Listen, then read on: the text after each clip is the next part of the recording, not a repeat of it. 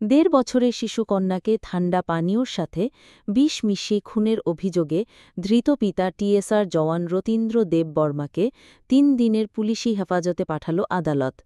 তবে এই নৃশংস হত্যাকাণ্ডের তদন্তে এবার এক চাঞ্চল্যকর নতুন মোড় এসেছে।